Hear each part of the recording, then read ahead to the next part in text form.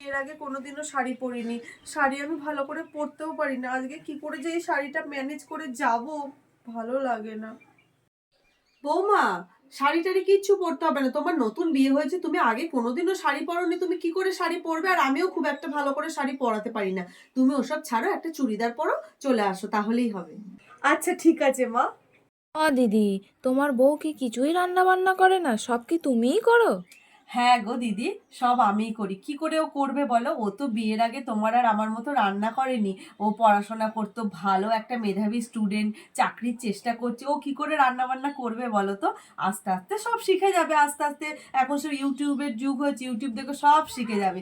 রান্না নিয়ে কোনোদিন চিন্তা করতে হবে না। মেন হচ্ছে পড়াশোনা, মেন হচ্ছে চাকরি। আজকালকার নিজের পায়ে না দাঁড়ালে হয় নাকি? তাই যে প্রত্যেকজনকে, প্রত্যেকটা মেয়েকে আজকাল নিজের পায়ে দাঁড়াতে হবে। ও চাকরি করুক, আমি এটাই চাই। রান্না করার জন্য তো আমি আছি, কিংবা এখন পয়সা দিলেই রান্নার জন্য লোকও পাওয়া যায়, তাই না? ঠিক। মা, বলছিলাম আজকে নিরামিষ না? নিরামিষ খেতে হবে না আজকে? না বৌমা, তোমাকে নিরামিষ খেতে হবে না। আমাদের বাড়ি এসছো বলে আমাদের বাড়ির মতো নিয়ম মেনে চলতে হবে এমন কোনোটা নয়। তোমার যদি ভালো না লাগে, নিরামিষ খেতে না পারো, তুমি একটা ডিম ভেজে নিও, তাহলেই হবে, কোনো অসুবিধা নেই। যেদিন থেকে তোমার মনে হবে তুমি নিরামিষ খেতে পারবে, তুমি সেদিন থেকেই খেও, কোনো অসুবিধা নেই। আমরা ভালো লাগে তাই খাই, ঠিক আছে? তুমি একটা ডিম ভেজে নিও, কোনো অসুবিধা নেই, কিংবা আমিই ভেজে দেবো, ঠিক আছে? আচ্ছা ঠিক আছে মা, তোমাকে করতে হবে না, আমি নিজেই করে নেবো।